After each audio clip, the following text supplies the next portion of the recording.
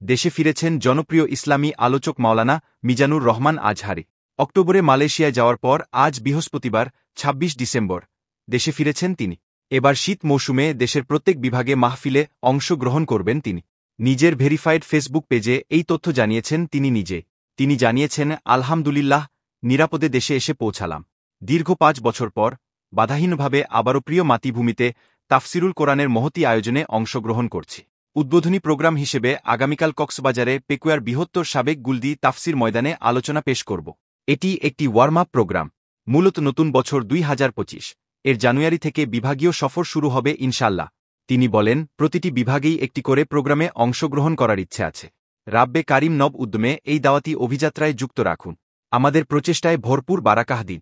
প্রজন্মক্ষুধা নিবারণে বুদ্ধিভিত্তিক উপায়ে ইসলামের শাশ্বত বাণী উপস্থাপনের তাওফিক দি। প্রসঙ্গত, ২০২০ সালে দেশ ছাড়ার পর প্রায় ৪.৫ বছর পর ২ অক্টোবর দেশে ফিরেছিলেন তিনি। তবে মাত্র ৯ দিন দেশে অবস্থানের পর ১১ অক্টোবর আবারও মালয়েশিয়া চলে যান তিনি। অক্টোবরের পর ডিসেম্বরে আবারও দেশে ফিরলেন তিনি। মিজানুর রহমান ১৯৯০ সালের ২৬ জানুয়ারি ঢাকার ডেমরায় জন্মগ্রহণ করে। তার পৈতৃক নিবাস কুমিল্লার মুরাদনগরের পরমতলা গ্রামে। তার বাবা একজন মাদ্রাসার শিক্ষক। তার পরিবারে মা-বাবা ও এক ভাই রয়েছে। মিজানুর রহমান ঢাকার ডেমরায় অবস্থিত দারুন্নাজাত সিদ্দিকিয়া কামিল মাদ্রাসা থেকে ২০০৪ সালে দাখিল পরীক্ষায় জিপিএ ৫ পেয়ে উত্তীর্ণ হন। ২০০৬ সালে আলিম পরীক্ষায় গোল্ডেন জিপিএ ৫ লাভ করে।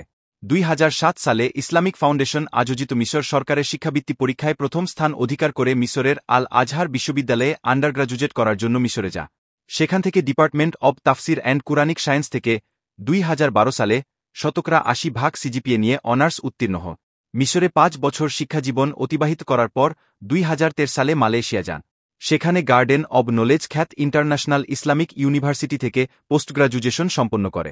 ওই বিশ্ববিদ্যালয়ের department of Quran and Sunnah studies থেকে ২০১৬ সালে পোস্ট গ্রাজুয়েশন শেষ করে।